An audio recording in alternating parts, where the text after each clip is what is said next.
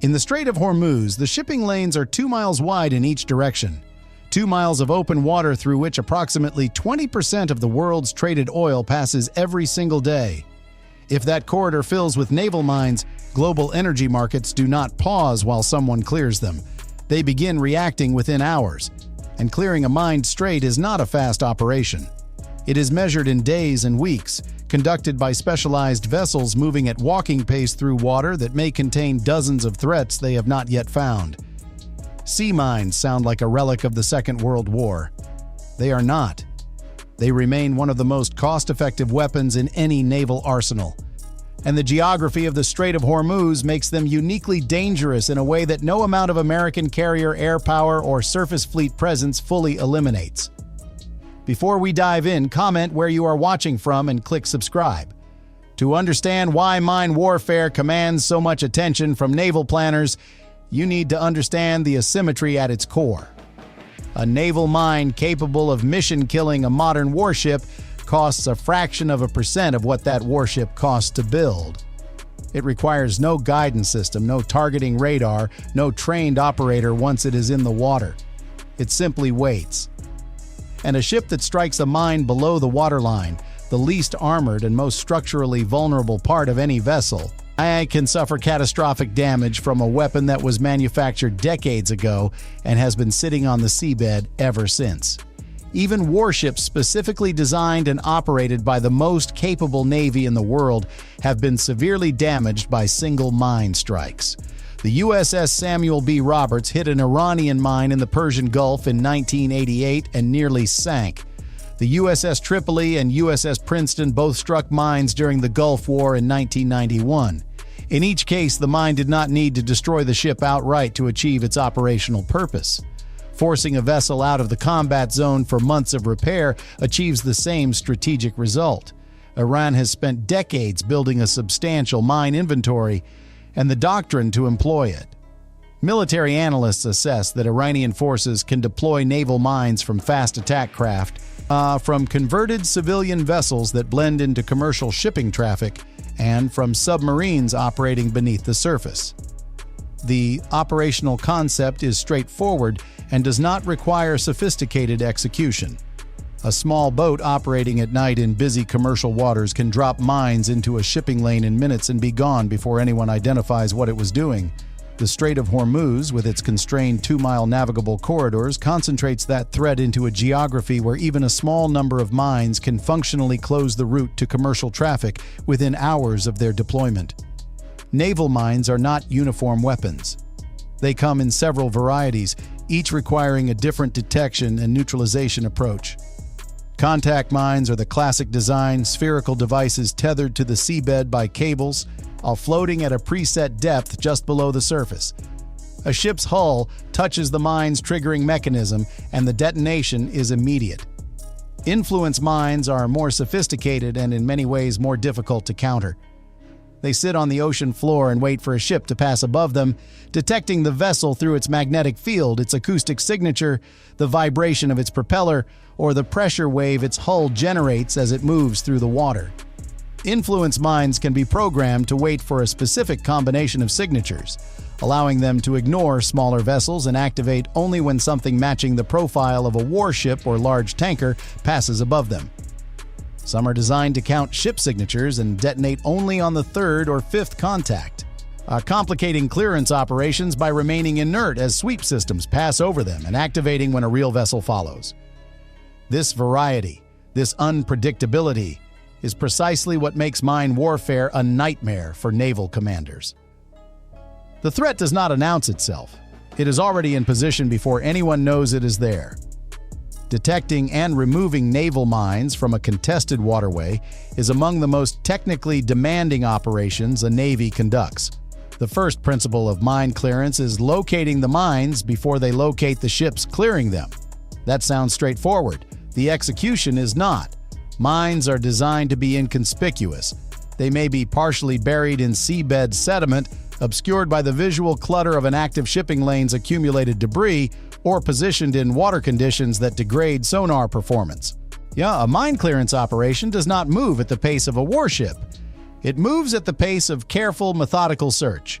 typically a few knots, with operators continuously analyzing sonar returns for anything that does not match the expected profile of the ocean floor beneath them.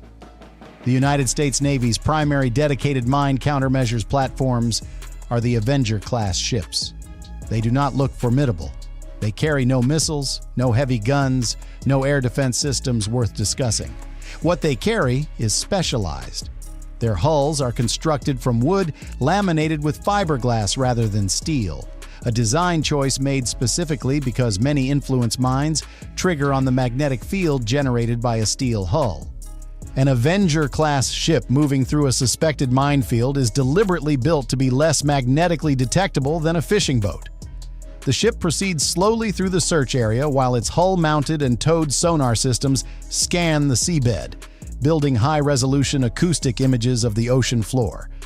Operators examine those images continuously, looking for shapes, profiles, and shadows that do not belong there. A round object, a cable disappearing into the sediment, a contour that does not match the surrounding geology. When something suspicious appears on the display, the ship stops and the next phase of clearance begins. Most suspected mines are not neutralized by the ship's crew directly. They are neutralized by a remotely operated vehicle deployed from the ship, an unmanned underwater system equipped with cameras, lighting, and navigation capability sufficient to descend to the seabed and approach the contact under operator control. The crew watches the descent on screens aboard the ship, camera feed showing the ocean floor in increasing detail as the vehicle approaches the object. Many contacts resolve as geological features, debris, or discarded equipment. Some do not. When a contact confirms as a mine, the remotely operated vehicle positions a small-shaped explosive charge against or near the weapon, withdraws to a safe distance, and transmits the detonation command. The explosion neutralizes one mine. The search continues. A fully seeded minefield can contain dozens or hundreds of weapons, and each one requires this individual labor-intensive process to address safely. The mathematics of mine clearance are inherently slow, and in a narrow, commercially critical waterway like the Strait of Hormuz, slow means significant. Helicopter-based mine countermeasures address a different part of the problem, specifically the influence mines that sit on the seabed and wait for a triggering signature. The MH-53E Sea Dragon is the Navy's dedicated airborne mine countermeasures platform, a heavy-lift helicopter large enough to tow specialized systems through the water beneath it while maintaining sufficient altitude to remain clear of the threat.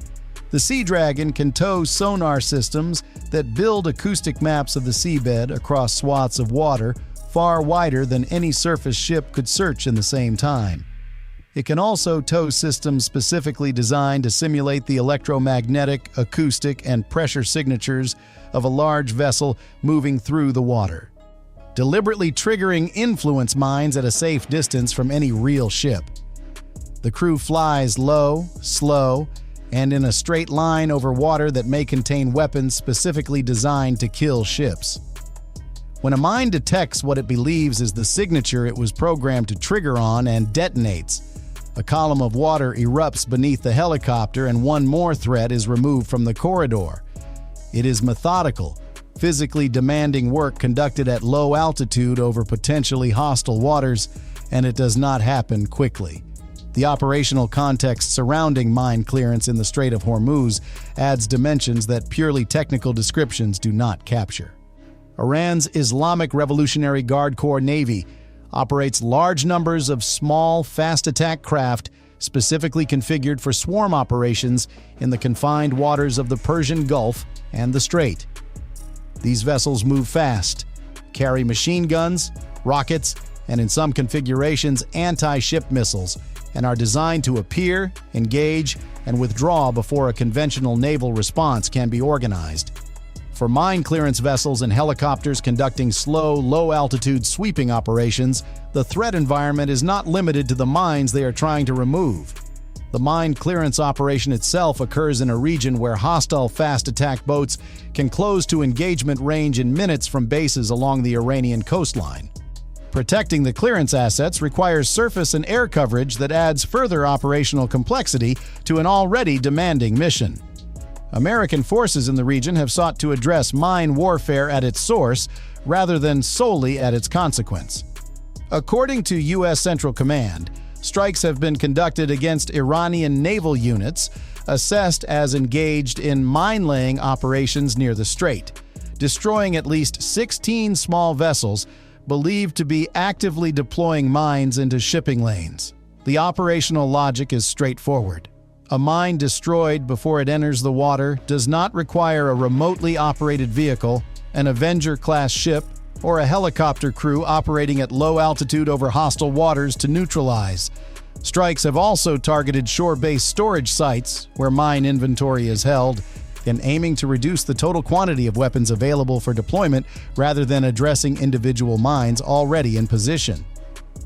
Preventing mines from reaching the water is operationally preferable to removing them after they arrive. Not every neutralization requires elaborate equipment. A floating contact mine spotted on the surface can be destroyed by a ship's crew using deck-mounted machine guns or automatic cannons, firing sustained bursts until the mine detonates or sinks. Explosive charges dropped nearby accomplish the same result at greater range. The method is imprecise and operationally noisy, but in a situation where a mine represents an immediate threat to a vessel in a commercial shipping lane, speed matters more than elegance. The goal in an active clearance operation is not to remove every mine from the ocean, which would be both impractical and impossibly slow. The goal is to establish and verify a safe corridor of sufficient width for commercial vessels to transit. Map and mark that corridor precisely, and hold it open against further mine-laying attempts long enough for the strategic situation to develop. Once a cleared corridor is established, escort operations become the mechanism for sustaining commercial traffic flow under elevated threat conditions. Destroyers move ahead of convoys, their sensors sweeping the lane that clearance operations have already certified as clean, watching for any indication of new mines entering the corridor. Aircraft patrol overhead, including surveillance drones with persistent overwatch capability to identify and track any small vessels approaching the convoy from the Iranian coastline. The tankers and commercial vessels follow in line, a slow procession through a 2-mile channel with warships on either side and aircraft overhead. The United States Navy used this convoy model during the tanker war of 1987 and 1988, when Kuwaiti tankers were reflagged under American colors and escorted through the Gulf under military protection. The operational principles have not changed significantly since then, though the sensor technology, the unmanned systems, and the threat sophistication are all substantially more advanced on both sides. Convoy escort through a mined strait is not a comfortable operation for the ships and crews conducting it. Every transit carries the same underlying question: whether the clearance was complete, whether the corridor remains free of new threats since the last sweep, whether the small boat that appeared on radar 3 miles off is fishing traffic or something else. Mine warfare generates this persistent uncertainty as its primary strategic effect. The mines themselves cause physical damage when they detonate. The threat of mines, the knowledge that they may be present in waters that cannot be fully and continuously verified as clean, constrains the movement and operational tempo of every ship in the theater, regardless of whether any individual mine is ever found. In a strait through which a fifth of the world's oil supply moves daily, that constraint is worth billions of dollars per day to whoever is willing to accept the political and military cost of creating it. Iran understands this arithmetic precisely. The weapons are cheap, the deployment is difficult to prevent, and the effect on global shipping is immediate and visible. The response is technically demanding, operationally slow, and requires sustained military presence in a geography where Iran holds significant home court advantage. Mine warfare in the Strait of Hormuz is not a legacy tactic from an earlier era of naval conflict. It is a deliberately maintained strategic capability that Iran has invested in continuously for decades because the math has always worked in its favor.